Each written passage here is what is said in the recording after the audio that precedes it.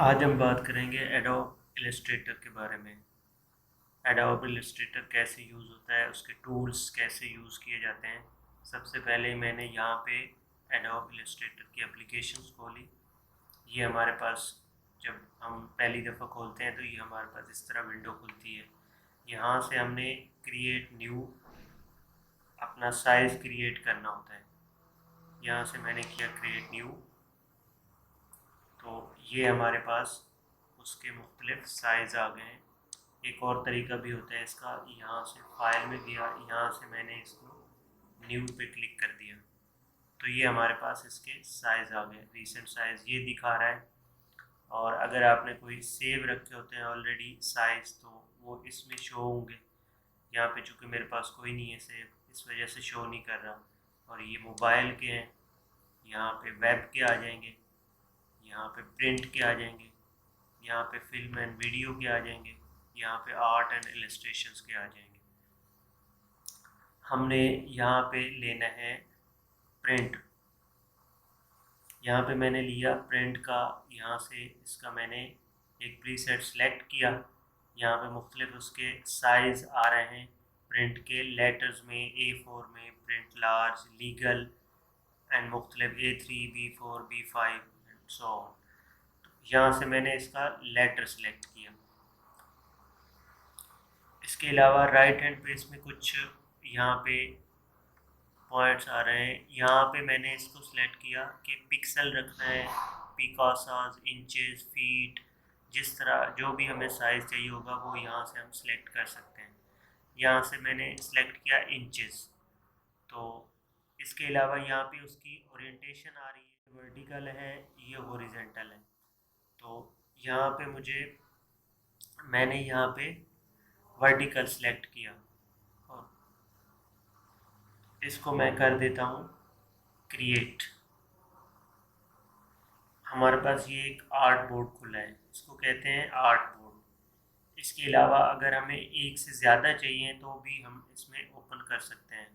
File में गया, new में जाने के बाद यहाँ से मैंने आर्ट बोर्ड्स 1 आ रहा है ऑलरेडी, तो इसको मैंने 2, 3 या 4 कर दिया मैंने इसको, और इसको क्रिएट कर दिया। तो ये हमारे पास 4 आर्ट बोर्ड आ गए हैं। क्योंकि मुझे एक ही आर्ट बोर्ड पे काम करना है, लिहाजा मैं इसको बंद कर रहा हूँ। तो मुझे ये चाहिए। अब सबसे पहले यहाँ पे इसमें टूल टूल बार आ रही है, ये टूल बार है, इसको हम वैसे मूव भी कर सकते हैं। ये देखिए मूव भी हो जाती है, ये टूल बार होती है। और इसको हम अगर यहाँ पे डबल में शो हो रही है, हम इसको सिंगल में भी कर सकते हैं। तो ये नीचे तक आ रही है सिंगल में, लिहाजा हमारे पास ताकि सारी ओपन हो, सारे टूल सामने। तो ये जो एरो आ रहा है इसमें मैंने क्लिक किया तो ये डबल शो हो रही है टूल बार। उसके अलावा राइट हैंड साइड पे यहाँ पे हमारे पास पैनल आ रहे हैं, इसको कहते हैं पैनल। यहाँ से आप मज़ीद इसको ओपन कर सकते हैं, इसमें मज़ीद डिटेल में चीज़ें आ रही हैं अगर आपको चाहिए। अगर आपको आर्ट बोर्ड ज़्यादा बड़ा चाहिए तो आप इसको यहाँ से क्लोज़ भी कर सकते हैं। तो ये मैंने इसको क्लोज़ कर दिया यहाँ से। अब सबसे पहले हम आज बात करेंगे सिलेक्शन टूल्स के बारे में। ये हमारे पास सिलेक्शन टूल है, सिलेक्शन टूल जो कि ब्लैक में आ रहा है, और ये जो वाइट आ रहा है इसको डायरेक्ट सिलेक्शन टूल्स कहते हैं। हमने आज इस पे काम करना है सिलेक्शन टूल्स पे।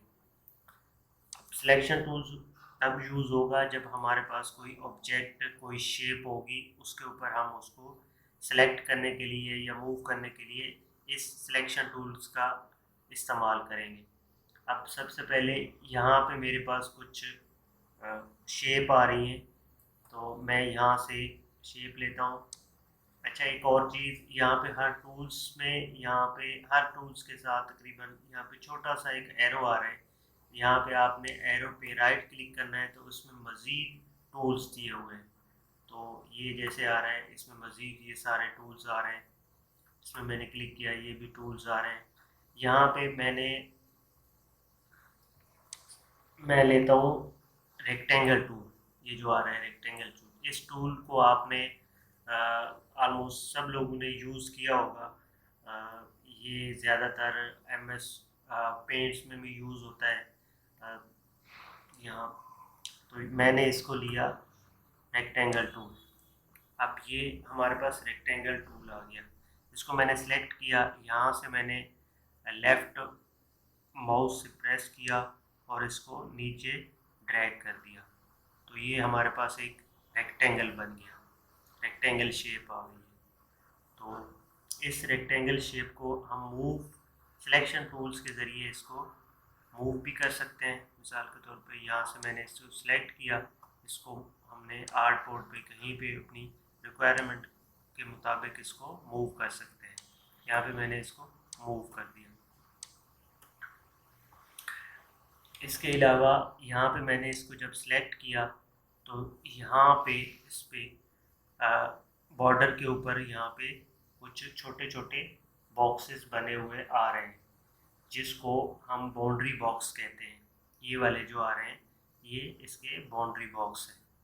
तो ये उसका साइज़, अगर इसको हमने साइज़ का चेंज करना है, इसको बड़ा छोटा करना है, तो इस हम बाउंड्री बॉक्स के ज़रिए इसका रेक्टेंगल्स का साइज़ बड़ा या छोटा कर सकते हैं अपनी रिक्वायरमेंट के मुताबिक।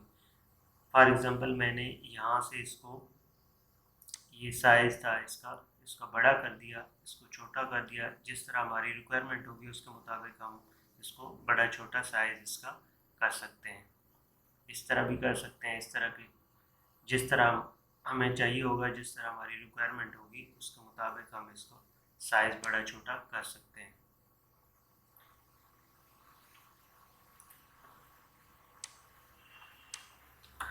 अच्छा, इसके अलावा एक और, यहाँ पे अगर हमें इस मिसाल के तौर पे ये रेक्टेंगल है, इसकी हमें कॉपी चाहिए, तो हम इसकी मज़ीद एक कॉपी करने के लिए बजाय इसके कि हम इसका दोबारा एक नया रेक्टेंगल लेके यहाँ से दोबारा इसको बनाएं, तो उसका साइज़ ऊपर नीचे हो सकता है। अगर मुझे फिक्स इसी साइज़ का चाहिए रेक्टेंगल, तो मैं यहाँ से माउस को प्रेस किया, लेफ़्ट प्रेस किया, ऑल्ट प्रेस करके और इसको फॉरवर्ड मूव कर दिया। मैंने मूव करके मैंने यहाँ से माउस को रिलीज़ कर दिया, तो ये उसने उसकी कॉपी बना दी है। अब मज़ीद अगर हमें एक इसकी और कॉपी चाहिए, तो यहाँ हम इसको कंट्रोल डी करके इसको मज़ीद इस तरह जिस साइड पे हमने इसकी कॉपी बनाई होगी वो मज़ीद ऑनवर्ड आगे कॉपियाँ बनाता जाएगा उसकी। अच्छा, इसको अनडू करने के लिए कंट्रोल जी करते हैं, जैसे नॉर्मली हम MS ऑफिस में भी यूज़ करते हैं कंट्रोल जी। इसको भी अनडू करने के लिए हम कंट्रोल जी का यूज़ करते हैं। शॉर्टकट की जो है उसकी कंट्रोल जी है। अगर हमें वर्टिकल में चाहिए कॉपी मज़ीद नीचे, मिसाल के तौर पे मैं इसका साइज़ थोड़ा सा कम कर देता हूँ। यहाँ से मुझे कॉपी चाहिए, मैंने इसको सिलेक्ट कर लिया, ऑल्ट प्रेस किया और इसकी माउस को हमने पहले रिलीज़ करना है। यहाँ पे जब इसकी कॉपी आ जाएगी, हम माउस को सबसे पहले रिलीज़ करेंगे, उसके बाद ऑल्ट को हम रिलीज़ कर देंगे, ऑल्ट के बटन को, तो ये उसकी कॉपी आ गई। अगर इसी डायरेक्शन में हमें मज़ीद कॉपियाँ चाहिए, तो इसको हम कंट्रोल डी करते जाएंगे, तो इसी डायरेक्शन में कॉपी करने के लिए आपका जो भी ऑब्जेक्ट होगा वो सिलेक्टेड होना चाहिए, सिलेक्शन टूल से सिलेक्टेड होना चाहिए। अगर आपका इस तरह सिलेक्टेड नहीं है तो कंट्रोल डी प्रेस करेंगे तो उसकी कोई कॉपी नहीं बनेगी। अगर आपको कॉपी चाहिए तो ये सिलेक्टेड होना चाहिए। कंट्रोल डी किया तो मैंने इसने और इसकी उसी डायरेक्शन में मज़ीद कॉपी बना दी।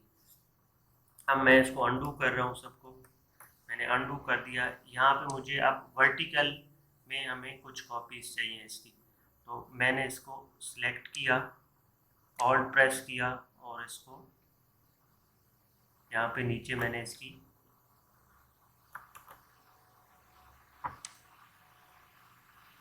यहाँ पे मैंने इसकी कॉपी बना दी। अब मज़ीद कॉपी के लिए मुझे यहाँ पे कंट्रोल डी करूँगा, इसी डायरेक्शन में वर्टिकल डायरेक्शन में इसकी वो कॉपी बनाता चला जाएगा। Control D control D control D control D, control D, ये हमारे पास इसकी कॉपी बन गई है। अब हमें इन सब की अगर एक ही कॉपी चाहिए, मतलब बजाय इसके कि हम एक एक को कॉपी करें, हम क्या करते हैं, सिलेक्शन टूल प्रेस किया हुआ है मैंने, यहाँ से सिलेक्शन टूल को सिलेक्ट करके इसको मैंने सबको एक साथ इस तरह ड्रैग करके सिलेक्ट कर लिया। अब मुझे इस तरह इनकी और कॉपी चाहिए, इस पूरे को जितने भी मैंने सिलेक्ट किए हुए हैं इसकी मुझे एक और कॉपी चाहिए। तो मैंने ऑल्ट प्रेस करके, सॉरी इसको मैं दोबारा सिलेक्ट कर लेता हूँ, तो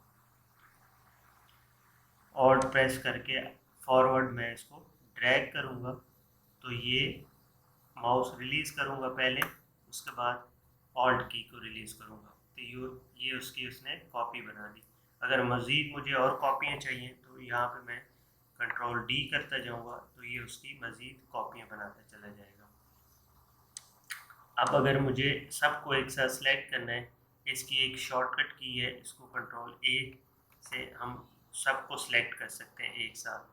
एक और भी की है इसकी, इस तरह भी हम इसको सिलेक्ट कर सकते हैं सिलेक्शन टूल से। यहाँ से मैंने नीचे इस तरह ड्रैग किया तो ये सारे सिलेक्ट हो गए।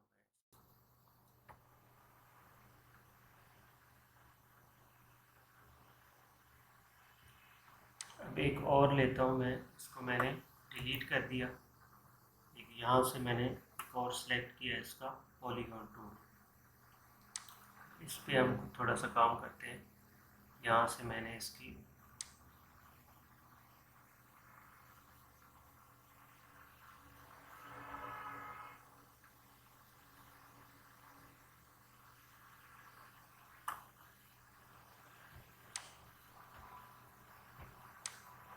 अच्छा, इसके अलावा अगर हम यहाँ से सेलेक्ट करके कोई भी रेक्टेंगल या पॉलीगॉन टूल से कोई अगर इस तरह बनाना चाह रहे हैं अपनी एक शेप, तो अगर हम माउस से सिर्फ इसको क्लिक कर देते हैं तो ये ऑटोमेटिकली यहाँ पे हमसे साइज़ पूछेगा, उसकी रेडियस और साइड्स पूछ रहे हैं।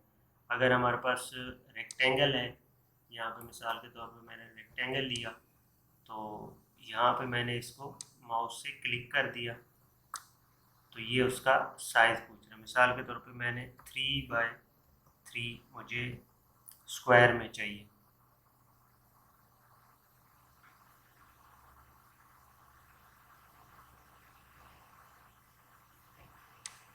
तो ये उसने स्क्वायर में उसकी दे दी। एक और तरीका होता है इसको स्क्वायर में इसको करने के लिए, यहाँ से मैंने इसका ये रेक्टेंगल बनाया, ये स्क्वायर में नहीं है। अगर मुझे स्क्वायर में चाहिए तो मैं इसमें शिफ्ट प्रेस करूँगा और ये हमें स्क्वायर में दे रहे हैं, मतलब इसकी विड्थ और हाइट जो है वो सेम डायरेक्शन में जा रही है। देखिए विड्थ और हाइट तो उसकी सेम ही लेंथ के साथ जा रही है, विड्थ और हाइट दोनों सेम है, मतलब इसकी लंबाई और जो चौड़ाई है वो सेम ही डायरेक्शन में कम या ज़्यादा हो रही है। तो इसमें एक और ये भी होता है कि अगर आपने शिफ्ट प्रेस नहीं भी किया हुआ, ये बीच में जो रेड लाइन शो कर रहे हैं, अगर ये रेड लाइन शो हो रही है तो इसका मतलब आप सेम डायरेक्शन में जा रहे हैं। अगर ये रेड लाइन नहीं आ रही, इसका मतलब इसकी विड्थ और हाइट में चेंजेस आ गए। ये देखिए ये इसका स्क्वायर आ गया, ये स्क्वायर मैंने बना लिया इसका। अच्छा जी, अब हमने पॉलीगॉन टूल पे काम करना है, तो मैंने यहाँ से सिलेक्शन टूल लिया, इसको सिलेक्ट किया, ऑल्ट प्रेस किया और इसको मैं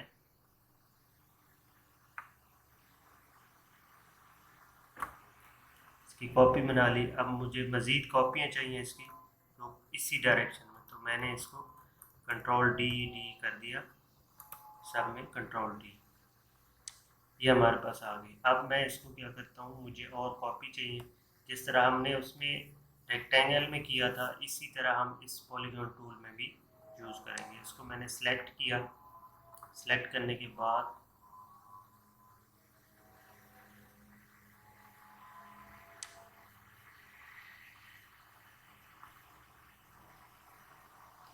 सेलेक्ट करने के बाद मैंने ऑल्ट प्रेस किया और इसकी हमें कॉपी चाहिए, और ये मैंने इसकी एक कॉपी बना दी।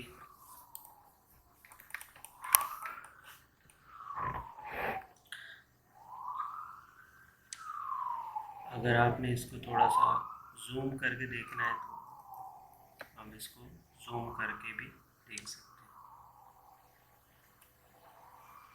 कंट्रोल प्लस से शॉर्टकट की होती है, कंट्रोल प्लस से जूम इन होता है, जूम आउट करना है तो कंट्रोल माइनस करेंगे, तो ये जूम आउट हो गया। अच्छा जी, अब मुझे इसकी मज़ीद कॉपी चाहिए। यहाँ पे मैं आके सेलेक्ट करता हूँ, सेलेक्ट करता हूँ,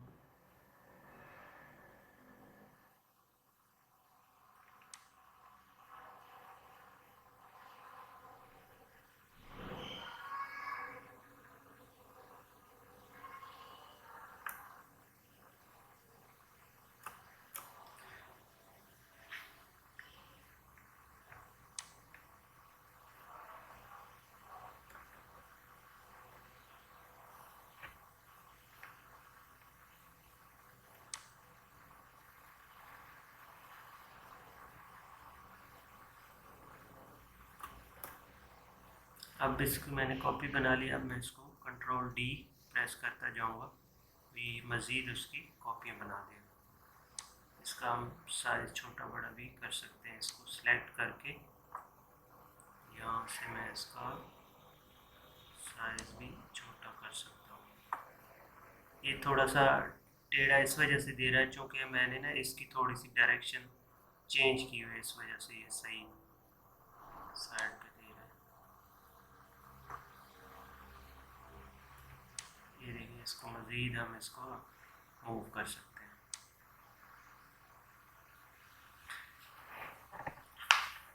ये हो गया सिलेक्शन टूल्स का काम। इसके अलावा हमारे पास नीचे दो बॉक्स आ रहे हैं। ये होता है फिल बॉक्स होता है, मतलब हमने कोई कलर वगैरह इसमें फिल करना है।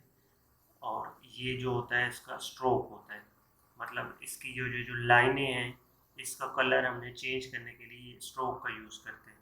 और ये अगर जो भी हमारे पास ऑब्जेक्ट है या जो भी शेप है उसको भी उसका बीच में से कलर फिल करने के लिए हम इस फिल का यूज़ करते हैं। मिसाल के तौर पे मैंने ये सिलेक्ट किया और यहाँ से मैं जाता हूँ फिल में और मैं इसका कलर कर देता हूँ डार्क ब्लू सा कलर। तो इसको मैंने ओके कर दिया, ये उसका कलर आ गया। अब अगर मुझे चाहिए इसकी स्ट्रोक में कलर भी चेंज चाहिए, यहाँ पे जो लाइन है इसकी वाइट वाइट दे रहा है, तो यहाँ पे मुझे इसका स्ट्रोक का कलर चेंज करने के लिए ये भी है, यहाँ से भी आप इसको कलर इसका सिलेक्ट कर सकते हैं। मिसाल के तौर पे यहाँ पे मैंने इसको रेड कर दिया तो इसने इसकी ये स्ट्रोक जो है ये रेड कर दी है। तो इसको मज़ीद हम स्ट्रोक की ओपेसिटी भी बढ़ा सकते हैं यहाँ से। थिक अगर मुझे मज़ीद थिक करना है इसको तो ये देखिए ये उसकी थिकनेस बढ़ गई है। इसको मैं कर देता हूँ 3, थोड़ा सा बड़ा कर देते हैं। यहाँ पे मैंने 4 प्रेस कर दिया, ये देखिए इसकी थिकनेस बढ़ गई। अगर हमें इसके फिल और स्ट्रोक के कलर को स्वैप करना है तो वो हम ये जो हमारे पास कर्व सा एरो आ रहा है इस पर हम स्वैप कर सकते हैं। तो यहाँ पे मैंने क्लिक किया तो ये देखिए स्वैप हो गया। अब फिल का कलर रेड हो गया और स्ट्रोक का कलर ब्लू हो गया। ये थी हमारी आज की क्लास सिलेक्शन टूल्स के बारे में। उम्मीद करता हूँ आपको काफ़ी इसमें हेल्पफुल रहा होगा आपके लिए, ख़ास तौर पर हमारे जो बिगिनर दोस्त हैं।